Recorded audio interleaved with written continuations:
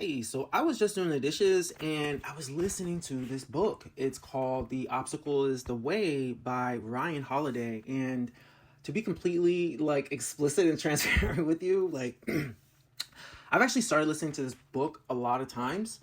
But just couldn't really get into it, to be honest with you. But for some reason today, it's just really resonating with me. It's just hitting a lot differently. So I just wanted to say that if you haven't read this book, it's awesome. And I haven't made it all the way through, but really quickly, let me just give you just kind of a little blip of what it's about, kind of. Again, it's called The Obstacle Away. The Obstacle is the Way by Ryan Holiday. And here's a quick listen to some of it. From obstacle after obstacle in his life, during the Civil War, and the panics of 1873, 1907, and 1929. As he once put it, he was inclined to see the opportunity in every disaster. To that we could add, he had the strength to resist temptation or excitement, no matter how seductive, no matter the situation. Within 20 years of that first crisis, Rockefeller would alone control 90% of the oil market. His greedy competitors had perished. His nervous colleagues had sold their shares and left the business. His weak-hearted doubters had missed out. For the rest of his life, the greater the chaos, the calmer Rockefeller would become, particularly when others around him were either panicked or mad with greed. He would make much of his fortune during these market fluctuations.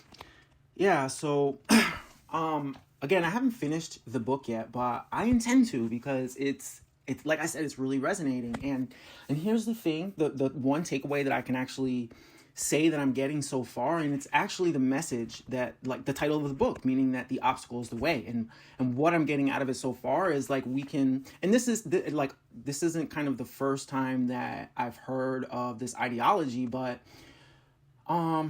it's helpful, and it's very, very insightful. But what I'm getting at is that it's all about how we choose to look at things and how we choose to respond to things. It was just talking about how, during these times, Rockefeller chose, instead of getting in his feelings and letting his emotions dictate his actions when all of this crazy stuff was going on in the market. And, he didn't let himself go crazy like the rest of, his colleagues were, investors were, other entrepreneurs were during the times. And in the end, what it allowed him to do was be super successful. So, and here's the thing, my takeaway from so far that I'm getting from it is again, it's about how we choose to look at it.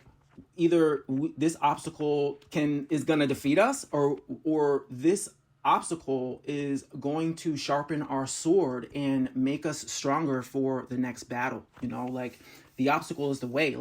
Every time, think about it, every time you challenge yourself is when you grow. And that's really my takeaway so far is so welcome the challenge, expect the challenge, because life, there's always going to be issues with life. And that's the other thing that it's trying to really just kind of emphasize in the book that I'm getting so far is life has challenges, so expect them. And again, this isn't groundbreaking or anything like that, but ultimately, like I said, it's refreshing. I personally learned a lot of this stuff way back when, when I got into Tony Robbins and just mindset and just really controlling your state and just how you respond to the world. It's definitely a choice. But anyways, like I said, if you haven't read this book or listened to this book, definitely check it out. I highly suggest it if you're somebody who just wants to make an impact on the world. And not only that, just have a better understanding or a better frame of mind, I guess, on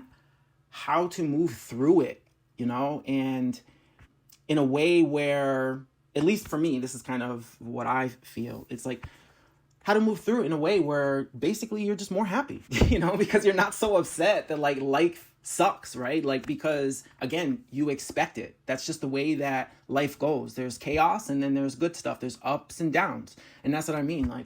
So anyways, didn't mean to rant, but again, I'll drop the link to this book. I found it for free on YouTube, so why not share it with the rest of you guys? It'll read it to you. So in your spare time, when your hands are busy, doesn't mean you can't feed your mind and learn something and then apply it to your day. So anyways, hope you guys have a fantastic day. See you soon.